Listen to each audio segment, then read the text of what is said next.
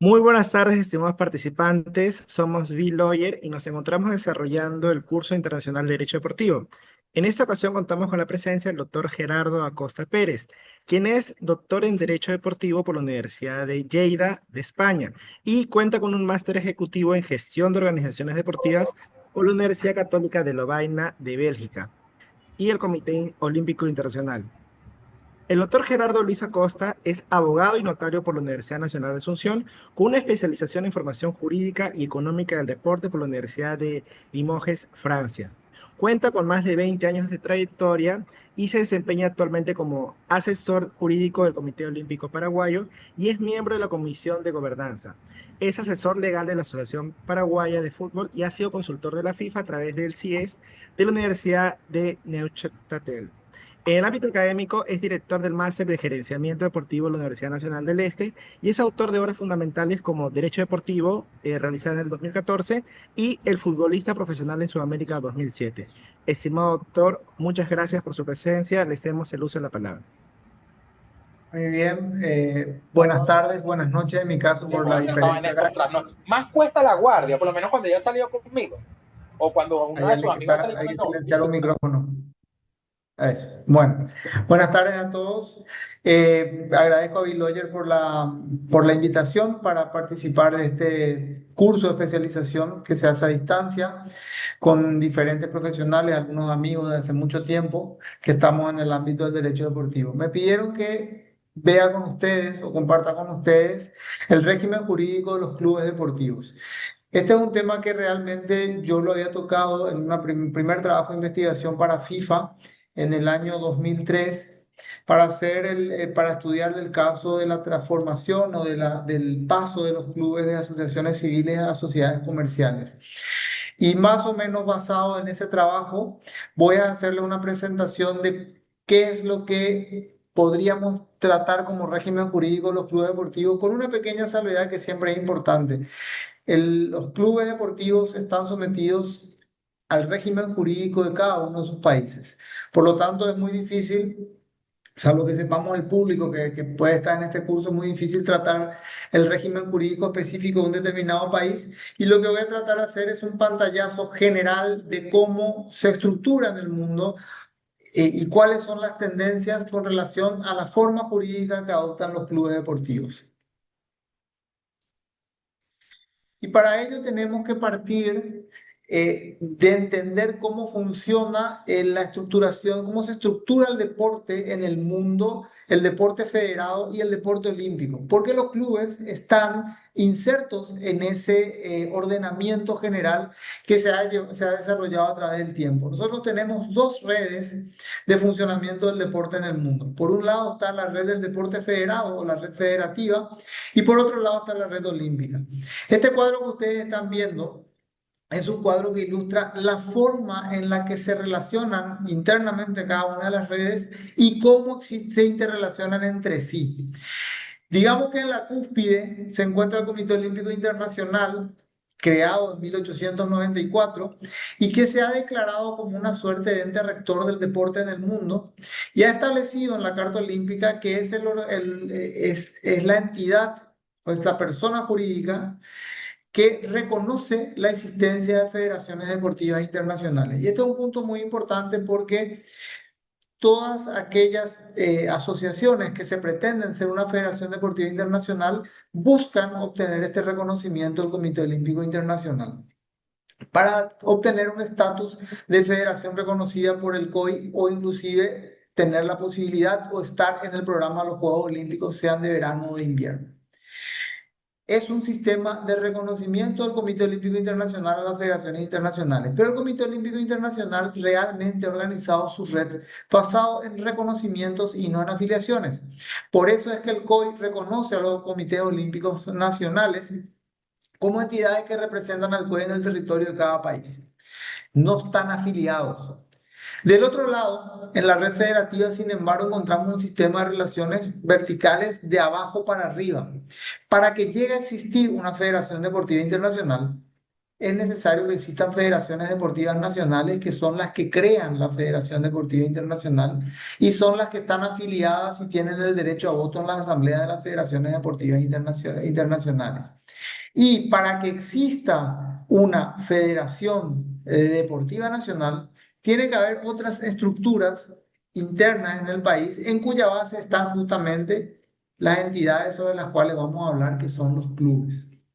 Y estas federaciones deportivas nacionales, a su vez, son las que se interrelacionan porque son las que crean el Comité Olímpico Nacional. A diferencia del sistema de reconocimiento del COI a las federaciones internacionales, la flecha va del COI hacia las FI, son las federaciones nacionales las que crean y están afiliadas al Comité Olímpico Nacional. Entonces, estas dos redes se interrelacionan de esta manera y dentro de la red federativa, y solo dentro de la red federativa, la base de la pirámide organizacional son los clubes deportivos. Después tenemos estructuras intermedias, pueden ser federaciones de distritales o de las ciudades, que pueden tener diferentes nombres de acuerdo a cada país. Puede haber federaciones de otras divisiones políticas del país un poco más grandes, departamentos, estados, provincias, regiones, dependiendo nuevamente de la estructuración política de cada país. Pero en la base están los clubes. Y a estos clubes es que vamos a dedicar esta presentación sobre la forma en el régimen jurídico en el cual están organizados. Perdón, vamos a ver si funciona esto. Bien, pero antes de entrar a tratar de los clubes deportivos, tenemos que mencionar a un actor que ha aparecido en los últimos 50 años o 40 años o menos incluso, dependiendo de las regiones del mundo, que están y no están dentro de la estructura federativa o dentro de esa red de relaciones federativas que hemos visto anteriormente, que son las ligas profesionales. Las ligas profesionales han aparecido en la gestión del deporte en el mundo como soluciones a un hecho que es inevitable, que es la profesionalización del deporte. Esa red que ustedes ven al comienzo es una red que reconoce el profesionalismo, pero que se basa en estructuras de deporte teóricamente amateur o aficionadas. Entonces, las ligas profesionales aparecen como un gestor de la competición deportiva cuando esta competición deportiva se ha profesionalizado, profesionalización que normalmente viene del hecho de que los que participan en la competición, los deportistas que participan en la competición, son remunerados por su participación más allá de lo que implica. Sí, Estimado Fabián, doctor, buenas tardes. Los participantes nos indican de que la PPT se encuentra congelada. ¿te cuenta congelado donde en ligas profesionales? No, nos encontramos en la primera PPT, en Uf, régimen jurídico de los clubes deportivos. No sé o si sea, podrían no, compartir, por favor. voy a volver a, vamos a ver, porque yo veo, yo le estoy viendo a toda la PPT, o sea, la PPT conmigo está funcionando. Un ratito, vamos a parar la presentación. A ver, ¿cómo ven ahora? Ahora ven sin que esté en formato de presentación, La primera nomás se logra ver, doctor. y ahora ven la segunda. Sí, ahora sí se ve la segunda. Bueno, entonces lo voy a poner en formato presentación, voy a manejar en este formato para que vamos a tratar de achicar lo más posible porque algún problema técnico hay. Bien, Muchas esta era la gracias. que yo les mostraba, le explicaba la estructuración de las dos redes. Rápidamente volvemos. El COI reconoce las federaciones internacionales. La red federativa está organizada por un sistema de afiliación donde la base son los clubes de los que vamos a hablar ahora. Existen federaciones nacionales. Estas federaciones nacionales crean el Comité Olímpico Nacional y este Comité Olímpico Nacional es reconocido por el COI, es decir, un sistema de relaciones vertical, pero de arriba para abajo, descendente, en tanto la red federativa es ascendente. Dentro de este esquema hay un actor que aparece con la profesionalización del deporte, que son las ligas profesionales. ¿Cuándo el deporte va a ser profesional? El deporte va a ser profesional en primer lugar cuando los deportistas son remunerados más allá de los gastos que tienen para su participación en la competición deportiva. Reciben un salario.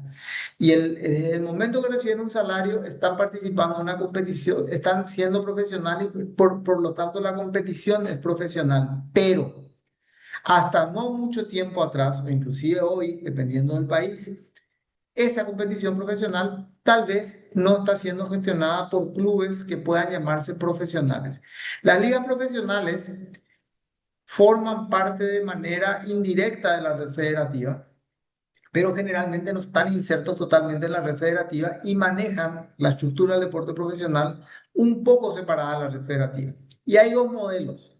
Un modelo que podemos llamar continental o europeo, donde las ligas profesionales en algunos casos fueron creadas por mandato de la ley, en otros casos fue una decisión federativa de crear una estructura separada de la federación, pero afiliada a la federación, que administra la competición deportiva profesional. Las ligas profesionales en Europa y en los países de otros continentes como Sudamérica que tienen ligas profesionales como estructura jurídica separada de la federación, la competición, sin embargo, sigue estando dentro de la estructura piramidal de ascensos y descensos.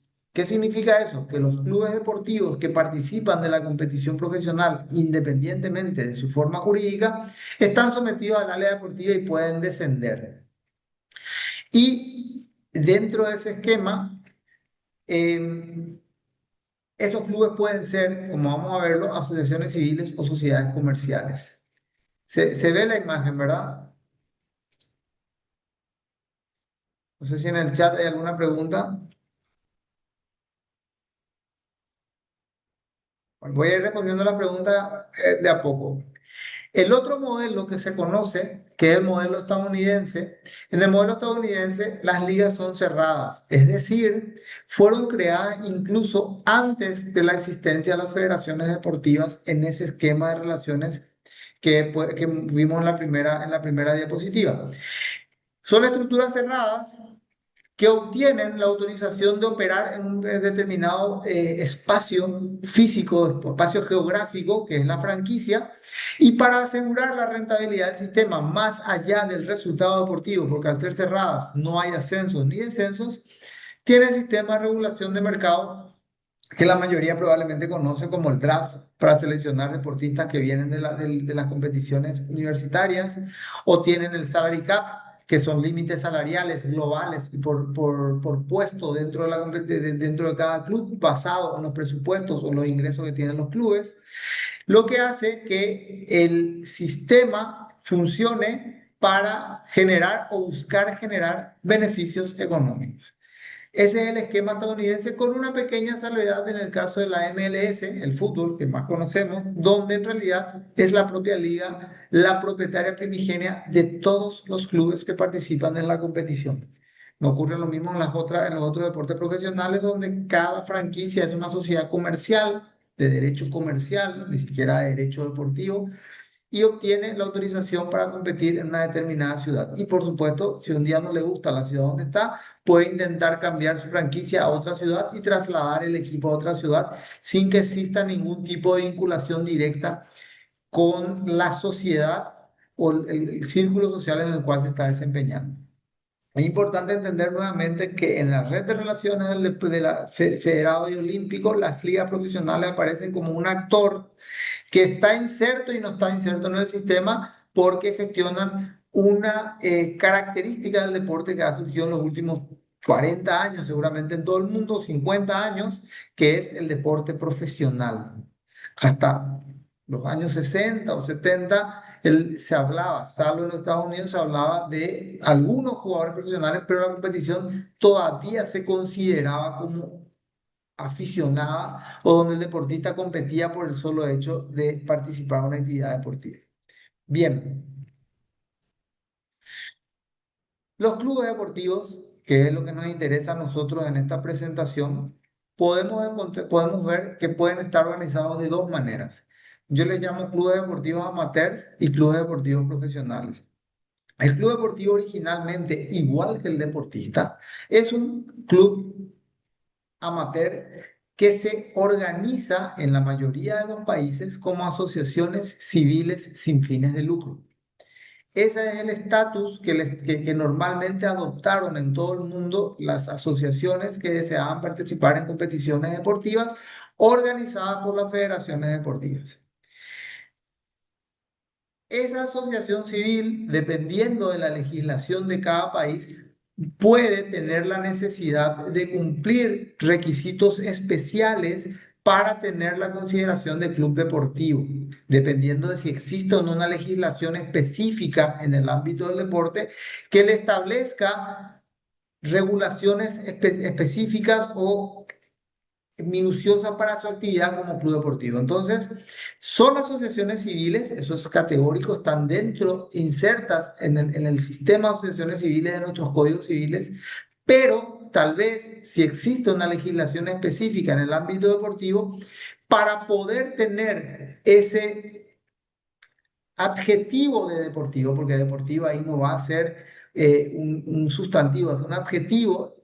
El adjetivo de deportivo deben cumplir con una legislación especial que le establece algunas características jurídicas tal vez diferentes a cualquier otra asociación para ser deportiva.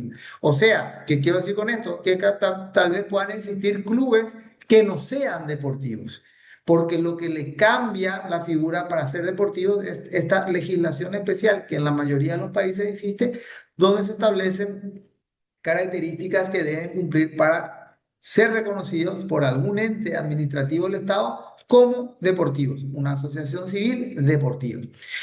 Y ese reconocimiento de la autoridad administrativa, porque cumplen con los requisitos de esa legislación especial, es lo que le permite después a estas asociaciones civiles sin fines de lucro poder participar de la competición. Y para participar de la competición, por supuesto, tienen que estar afiliados a la estructura federativa de la única federación de cada deporte que puede existir en un país. Porque hay que entender que en el ámbito del deporte, la organización a nivel mundial ha establecido un principio que es el del monopolio territorial, donde existe una sola federación deportiva nacional en cada deporte, así como existe una sola federación deportiva internacional, o como puede existir una sola federación deportiva continental de cada deporte. Entonces el club se afilia a la federación directa o indirectamente, dependiendo de la estructura que la federación haya adoptado.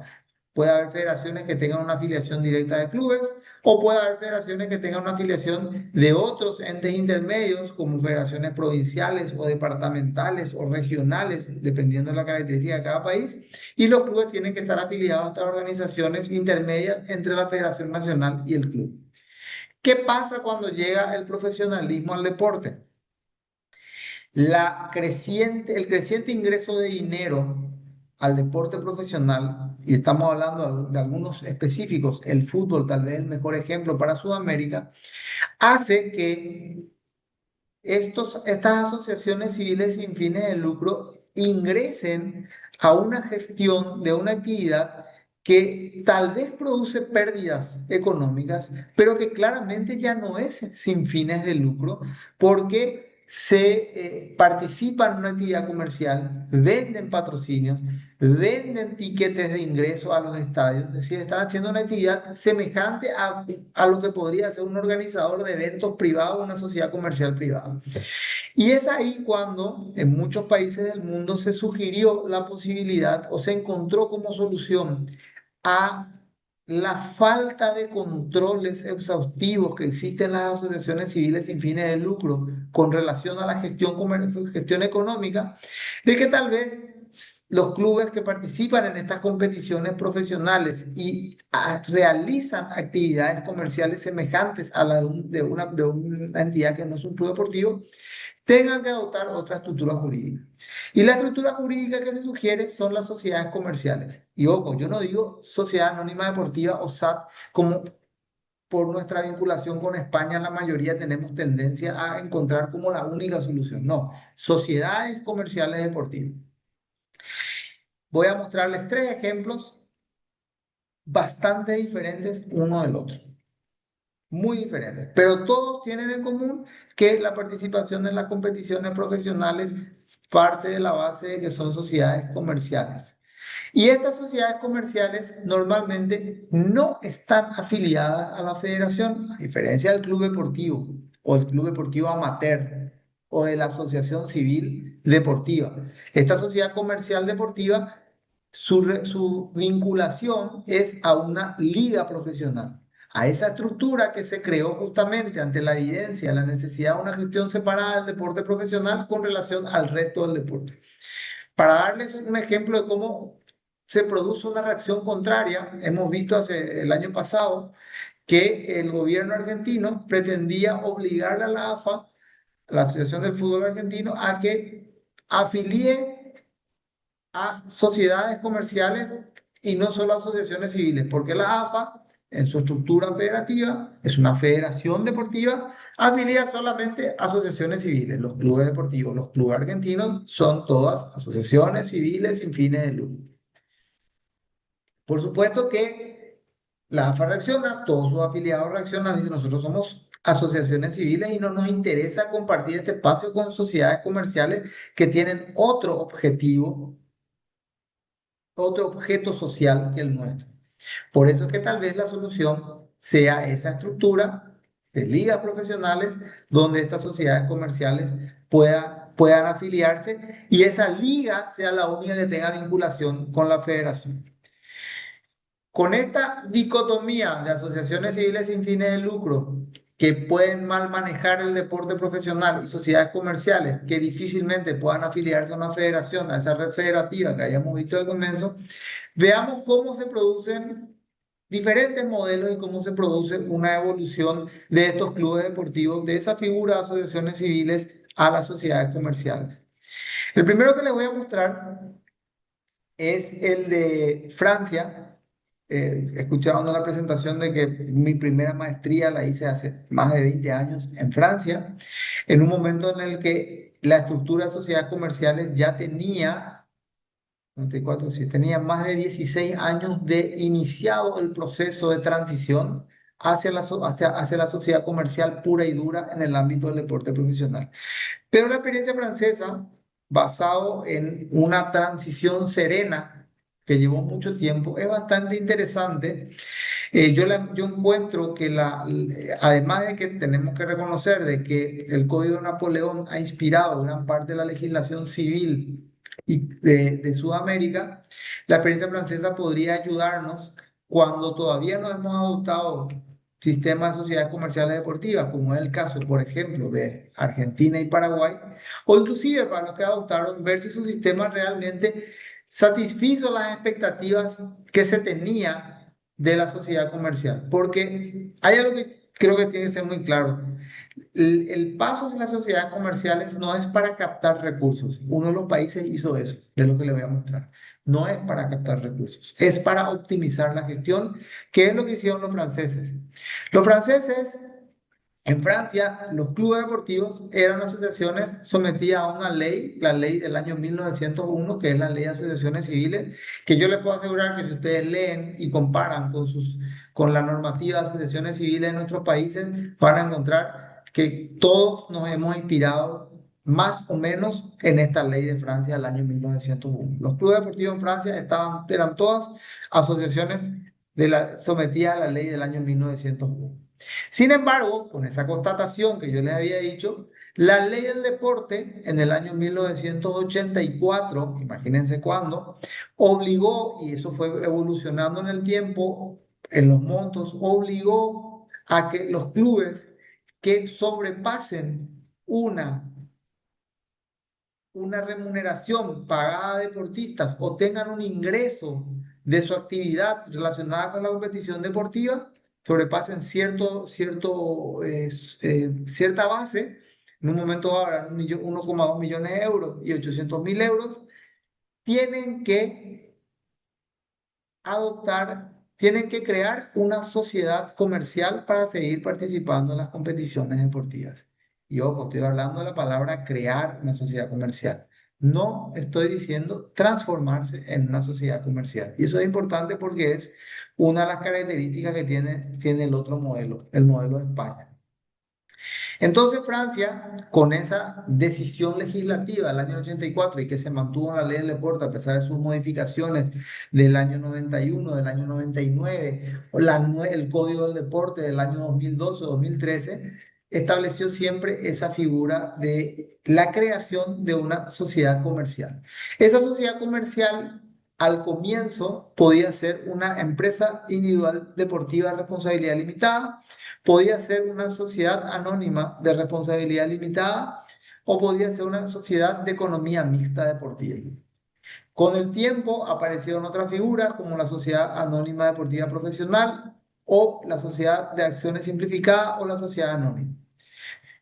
El club deportivo, para crear esta persona jurídica nueva, no desaparece el club deportivo, puede decidir que la crea solo el club deportivo y el único accionista de la sociedad comercial es el club deportivo.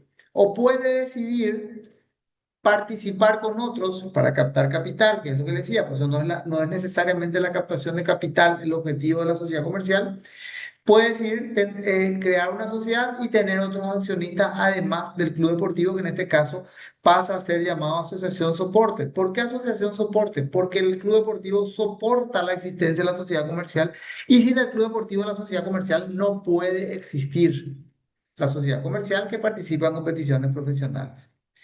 Estas sociedades comerciales en Francia les establecieron unos estatutos tipo, una forma jurídica específica y establecieron en el tiempo prohibiciones o limitaciones a la multipropiedad de clubes, a la remuneración y a la distribución de dividendos entre los dirigentes, cómo se componía el capital social, que hicieron que evolucione paulatinamente hacia el modelo que hoy tiene Francia de sociedades comerciales deportivas, que es casi un modelo basado en el derecho común.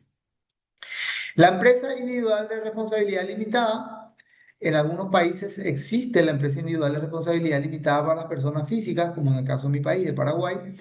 La asociación civil, el club deportivo original, es el único socio.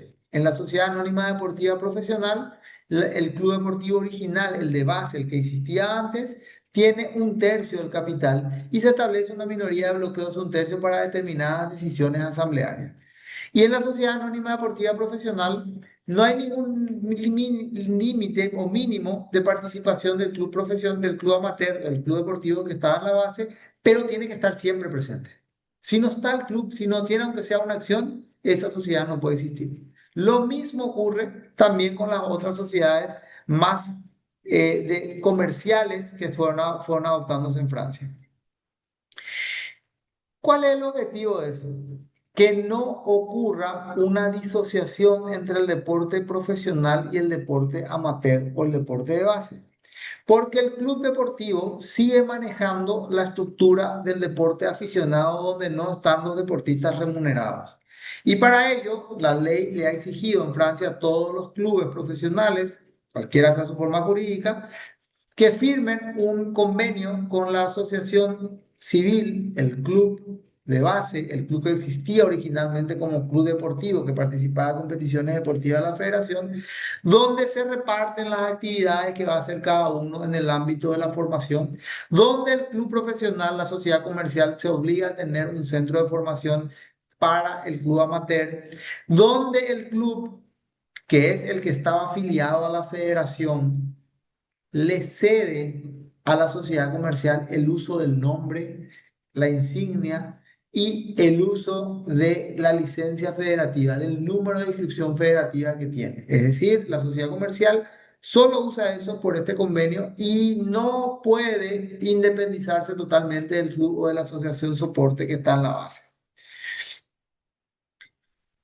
Distribución de dividendos, al comienzo había algunas prohibiciones, pero hoy, luego de 30 o 40 años de existencia del sistema, podemos decir de que en Francia ha llegado el momento en que las sociedades comerciales deportivas que participan en la competición deportiva profesional, no solo de fútbol, sino también de otras disciplinas como el baloncesto o el balonmano, son todas, prácticamente todas son sociedades comerciales regidas más por el derecho común del derecho comercial francés que por el derecho deportivo de la ley del deporte. Sin embargo, para poder participar en la competición, la existencia de la asociación soporte del Club Deportivo Amateur, esa diferenciación que les hice al comienzo, y que ese club deportivo le ceda los derechos de uso del nombre, la insignia, los colores, la historia y el número de registro federativo de afiliación, es necesario hasta hoy para que esta sociedad comercial pueda participar en las competiciones deportivas profesionales.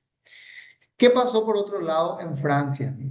Perdón, en España. En España, en el año 90 se decide que los clubes que participan en determinadas competiciones deportivas tienen que transformarse en sociedades anónimas deportivas, una figura creada en la Ley del Deporte de 1990 y que se mantuvo en todas las modificaciones de la Ley del Deporte de España hasta el presente. ¿Por qué? Porque tenía una situación económica insostenible, con una deuda con la hacienda pública muy grande y la piedra de cambio que le ofreció el gobierno a los clubes, que eran todas asociaciones civiles, para refinanciar esa deuda es que se transformen en sociedades anónimas deportivas. ¿Qué significa transformarse? A diferencia del otro sistema, el club aficionado, la asociación civil, desapareció.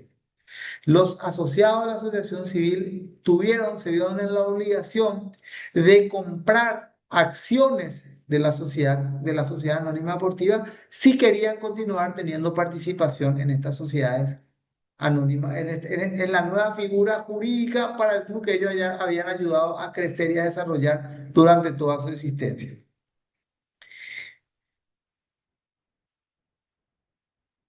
Solamente no fue obligatoria la transformación en sociedad anónima deportiva para los clubes que en el año 1990 no tuvieron un patrimonio neto negativo. Fueron cuatro en España: Real Madrid, Barcelona, los Asuna y el último, no me acuerdo cuál, hay uno más que no estoy recordando, Celta de Vigo creo que era. Hay cuatro que no se tuvieron que transformar en sociedades anónimas deportivas y que hasta hoy, a pesar de que hoy tal vez tengan un patrimonio neto negativo, no se transformaron en sociedad anónima deportiva. Y la obligación de transformación era para los clubes que participaban en las competiciones deportivas profesionales de primera y segunda división de la Real Federación Española de Fútbol y de primera división de la Real Federación Española de Baloncesto, que a su vez se vieron obligados a crear ligas profesionales para gestionar esta participación en las competiciones deportivas profesionales. Entonces, los clubes aficionados que participaban en estas divisiones, para poder continuar participando, transformaron su estructura jurídica.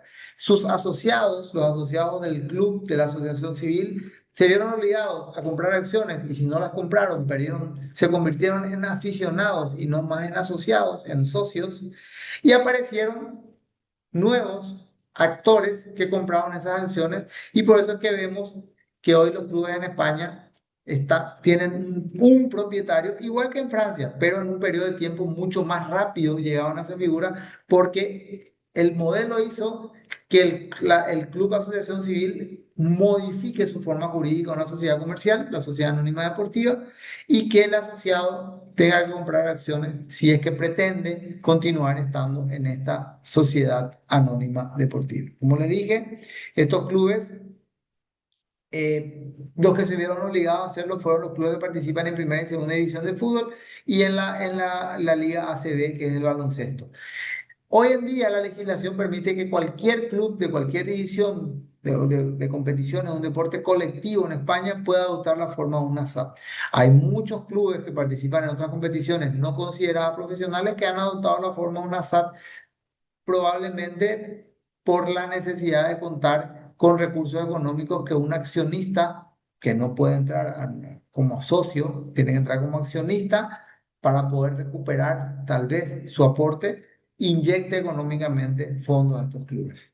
Bien, y el tercer modelo, bastante peculiar, que quiero mostrarles, es el modelo de México, donde en realidad lo que existe es la gestión del nombre deportivo. En México, los clubes que participan de competiciones profesionales de fútbol, sobre todo, eran asociaciones civiles sin fines de lucro.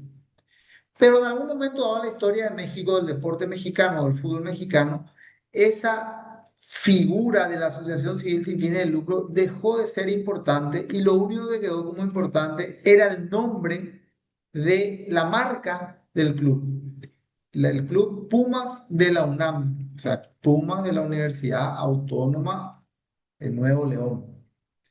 Eh, pero no es Nuevo León, Autónoma de México.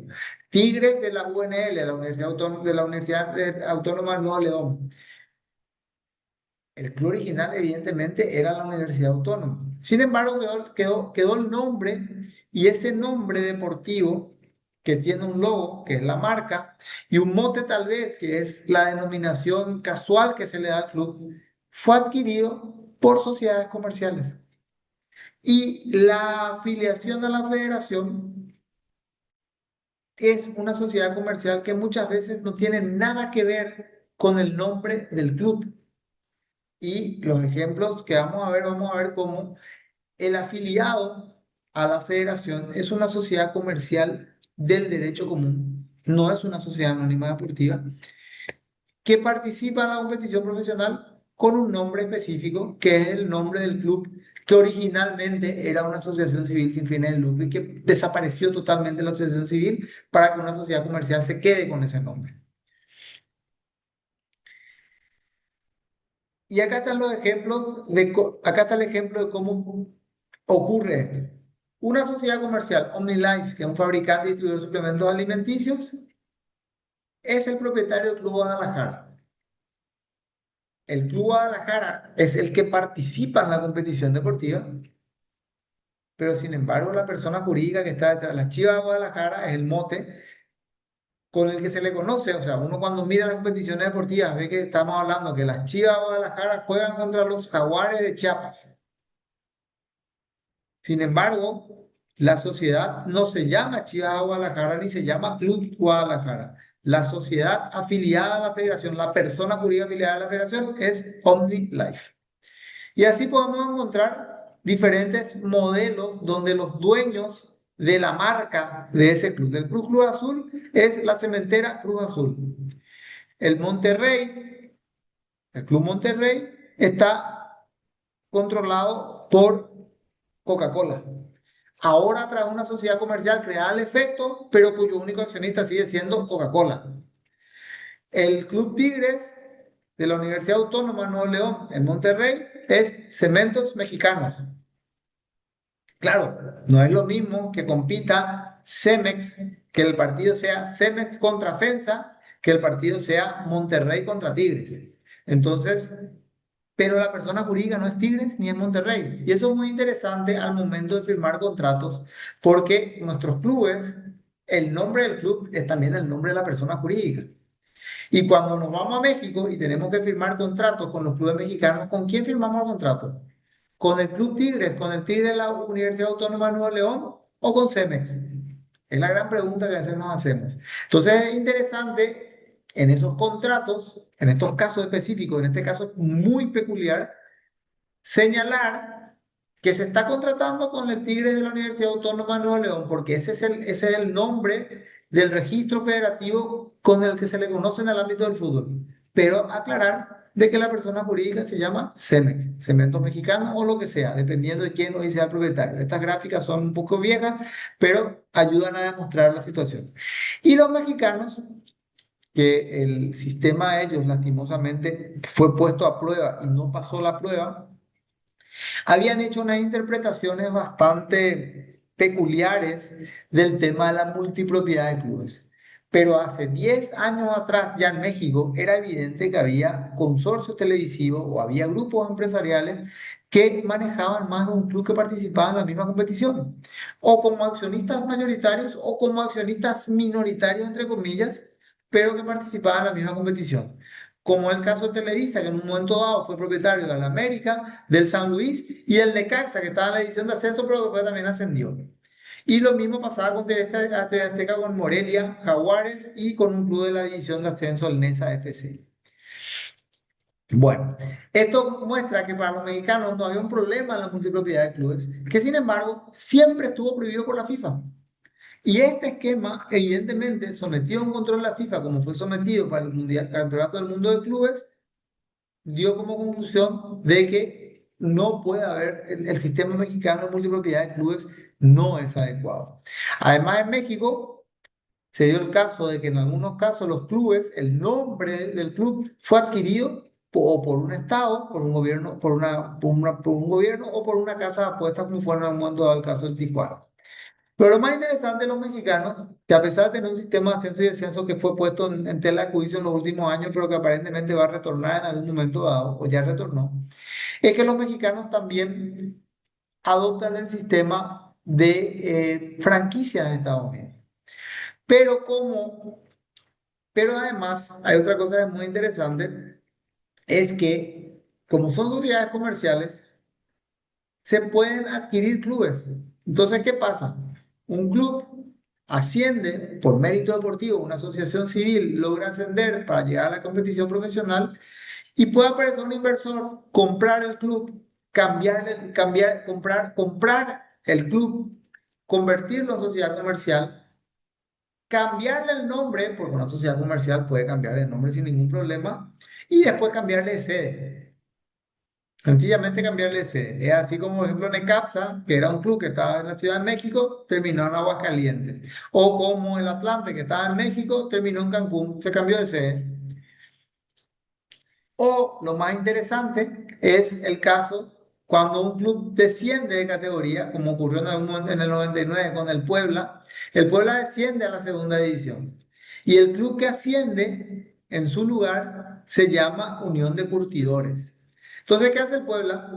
Le compra, le compra a Unión de Curtidores en la plaza en primera división que había logrado,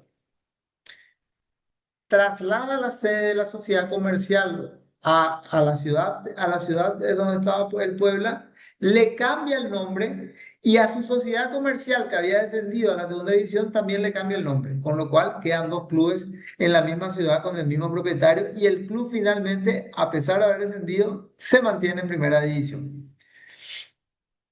Y otro de los casos interesantes es el caso de la compra, cuando los clubes son comprados, cambian de sede y van cambiando una o dos o tres veces y terminan en diferentes ciudades, como es el caso de lo que pasó con el Jaguares de Chiapas en un momento dado, que originalmente era el Club Irapuato. Bien, estos tres modelos nos muestran cómo ha evolucionado el tema de los clubes deportivos y las sociedades comerciales. Son tres modelos diferentes, con sus particularidades y con sus peculiaridades, para que ustedes tengan la idea de que el club deportivo amateur, la asociación civil que está en la base, en muchos casos ha desaparecido o se mantiene para el deporte federado, pero que las sociedades comerciales son las que gestionan el deporte profesional y que es probablemente la tendencia que va a terminar imponiéndose en todo el mundo. Y eso es todo de mi parte. Vi que hay muchas preguntas. No sé si Fabián puedes leer las preguntas, entonces yo voy a ir tratando de responder y les agradezco la atención. Muchas gracias, estimado doctor, por su presentación. En efecto, sí hay un par de preguntas. En este momento se los voy a leer. Asimismo, estimados participantes, si tendrán alguna pregunta, agradeceríamos su apoyo al ir escribiéndola. Sí, un momento, por favor, doctor. Vamos a desarrollar las preguntas que han efectuado los participantes. Nicolás Rodríguez Azaldegui señala, las instituciones son privadas y al ser amateurs no mantienen el orden requerido para que sea profesional su participación. En relación a ello, ¿qué opina, doctor? Yo estoy de acuerdo que el formato de asociaciones civiles sin fines de lucro no es adecuado para participar en competiciones profesionales porque no hay control, no, la legislación de las asociaciones civiles sin fines de lucro no tiene tantos controles a la gestión económica, que es el gran problema de esto cuando uno se encuentra un día con la competición profesional enfrente y con todo el dinero que implica eso. Entonces yo estoy de acuerdo que probablemente, y es la tendencia en el mundo, es buscar otro modelo de gestión, que es el de las sociedades comerciales, que en el sistema jurídico comercial, de hecho, tienen mucho más control de su gestión económica que una asociación civil sin fines de lucro. Muchas gracias, estimado doctor. Una siguiente pregunta por parte de Abraham nos comenta. Atlante ya regresó a Ciudad de México y de hecho compró la filial para ser de primera división. La compra del equipo de Mazatlán desde el siguiente torneo Atlante regresa a primera y Mazatlán desaparece. Claro, o sea, yo le mostré un modelo, una foto estática, pero evidentemente ese modelo sigue evolucionando y ya ven cómo Atlante para volver tiene que comprar una franquicia, tiene que comprarle a otro club y hacer desaparecer otro club. Es un modelo bastante peculiar porque los clubes se mueven de ciudades, algo que probablemente para muchos de nosotros de otros países no es normal. Entendido, doctor. Una siguiente pregunta por parte de David Preto Padilla señala, en relación a los eSports, ¿cuál es la correcta forma jurídica para ingresar a ese negocio y qué competencias se debería de tener? Mira, yo de los eSports no manejo mucho. Veo que la mayoría son sociedades comerciales. Pero hay que ser sinceros, hasta ahora los eSports no están totalmente insertos en el ámbito federativo. Se está pergeñando su inserción, pero todavía no está bien dibujado, digamos, jurídicamente cómo van a entrar. Lo que sí veo que son sociedades comerciales en la mayoría de los casos los que participan en ese tipo de competiciones. Gracias, doctor. Una siguiente pregunta por parte de Cristian Gallardo nos comenta, profesor, en el sistema deportivo, ¿es obligatorio que para el desarrollo del deporte profesional exista una liga que controle a los clubes? ¿O también es posible que nos saltemos la liga y sea la propia federación la que haga ese control?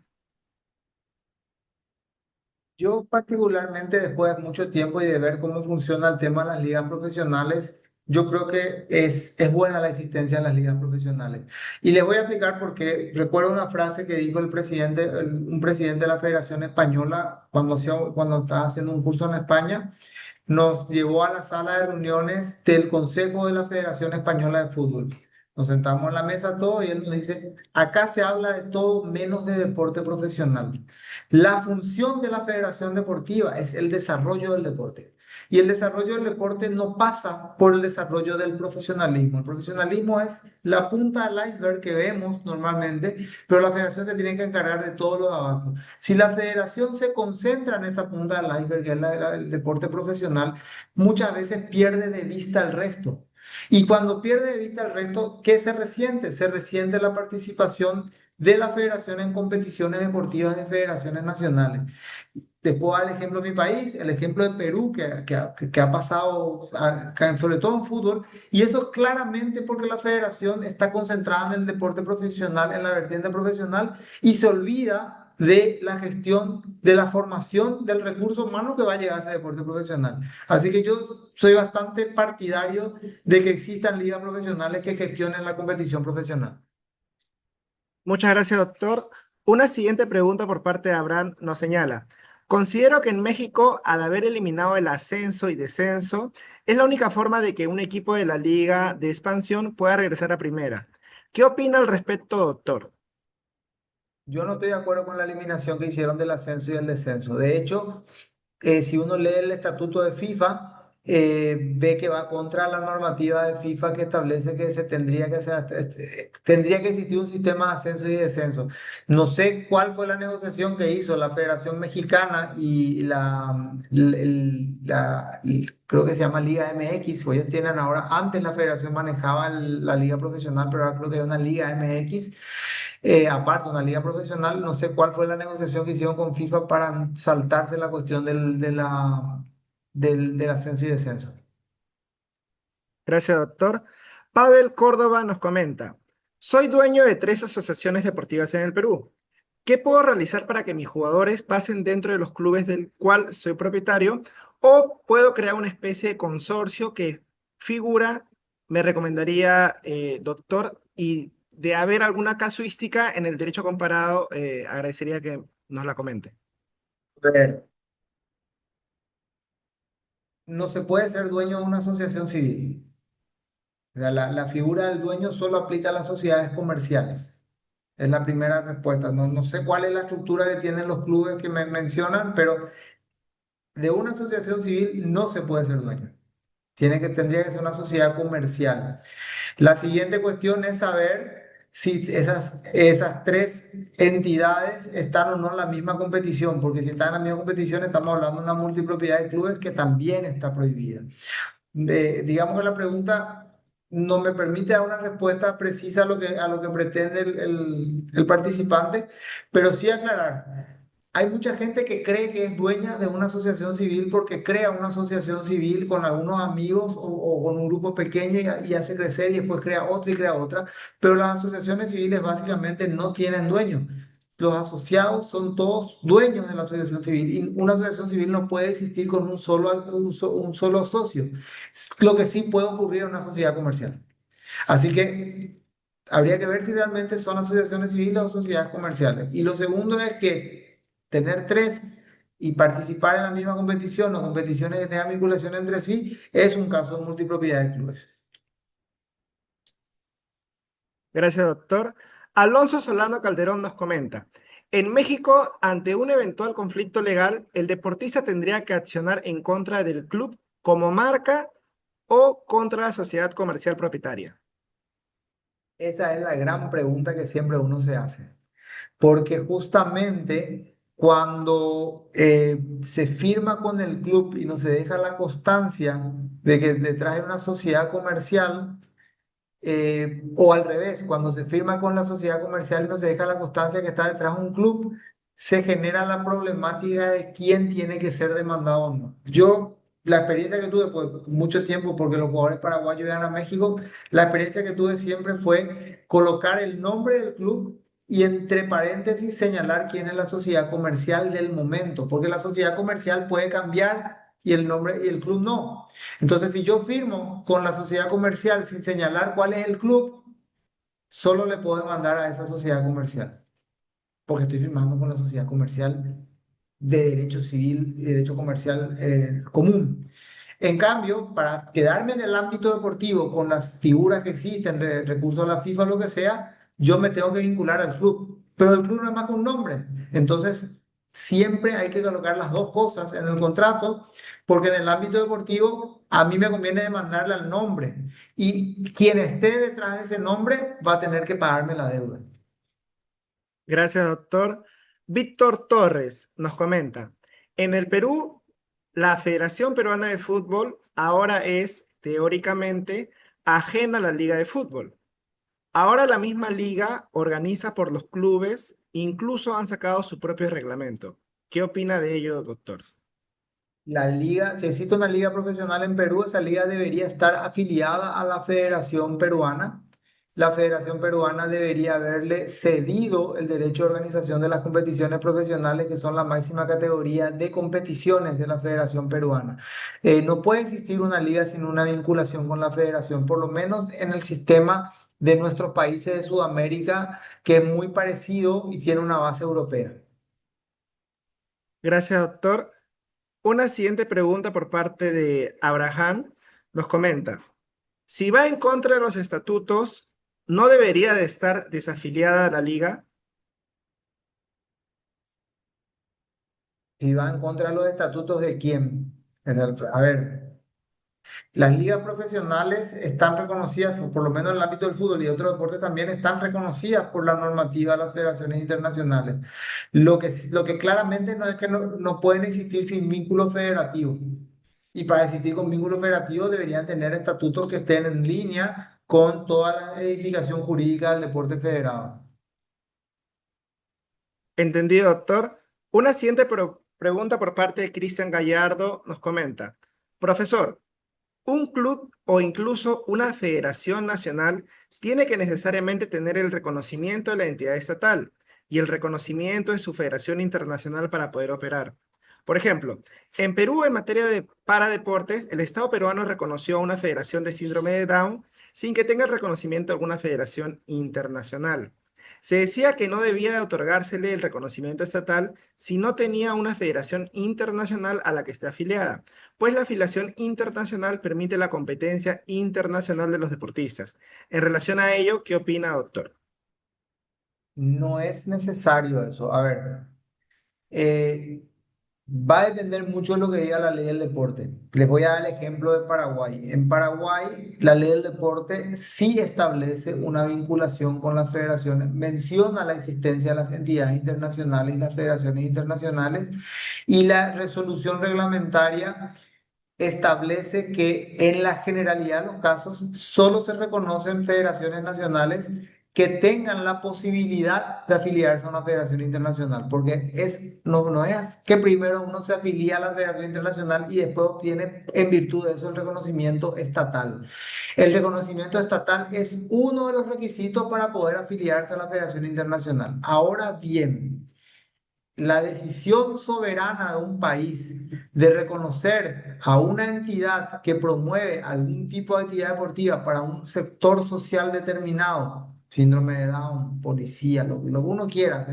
O una franja etaria determinada, sin que tenga una internacional, es una decisión interna que se puede hacer si su legislación le permite. No es, y sencillamente esa entidad va a promover una actividad física y deportiva en el país y lo único que no va a tener es la posibilidad de competir afuera porque no existen competiciones afuera. Gracias, doctor. Una siguiente pregunta por parte de Daniel Valdir nos comenta. Doctor, en el caso de clubes que han sido involucrados en lavados de dinero, ¿cuál sería la sanción de la FIFA? Hay que entender que son dos sistemas jurídicos diferentes. De un lado tenemos el sistema jurídico de cada estado, donde el lavado de dinero es un delito, puede ser investigado, pueden ser sancionados. Esa prueba de la investigación estatal sirve para el inicio de procedimientos en la FIFA de acuerdo al reglamento disciplinario, los reglamentos disciplinarios, y por supuesto que la sanción puede ir desde una suspensión provisional o una suspensión por tiempo determinado hasta una expulsión, dependiendo de qué es lo que se probó. Ahora, claramente son dos ámbitos diferentes y tal vez puede ocurrir que probado el lavado de dinero en el ámbito estatal, no ocurra ninguna sanción porque no afectó un bien jurídico que tenga que proteger FIFA, porque son dos estructuras, son dos ordenamientos jurídicos diferentes y cada uno protege bienes jurídicos diferentes. Hay que ver cuál es el bien jurídico que cada uno protege para ver cuál es la sanción que corresponde. Gracias, doctor. Nicolasa Rodríguez comenta. En Perú existen muchos clubes sociales, deportivos y culturales que juegan Copa Perú. Recién se está implementando por primera vez un programa de estudios para profesionalizarlos y exige un pago para esta implementación, que son los clasificados a la etapa provincial para poder participar en esta etapa. Y también incluye la participación del club del fútbol feminismo. Para usted, ¿esto es una obligación para participar o vendría a ser una coacción? Es una decisión de la federación.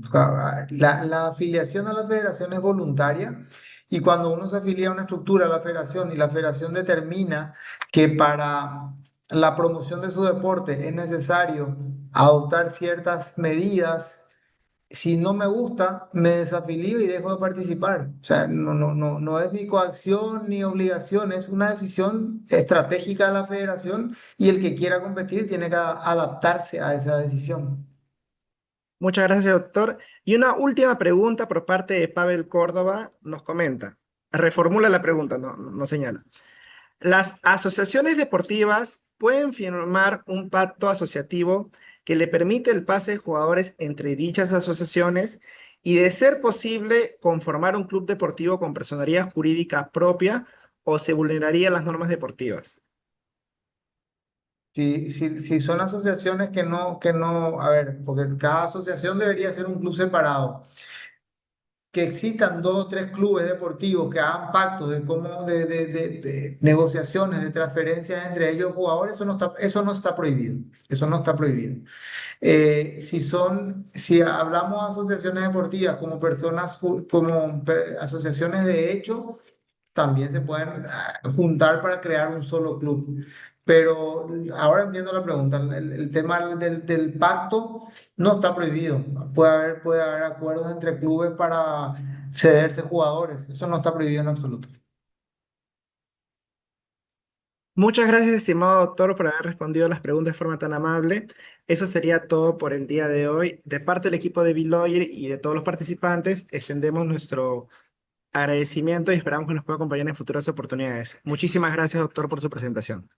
Muchas gracias a todos por la atención. Hasta luego.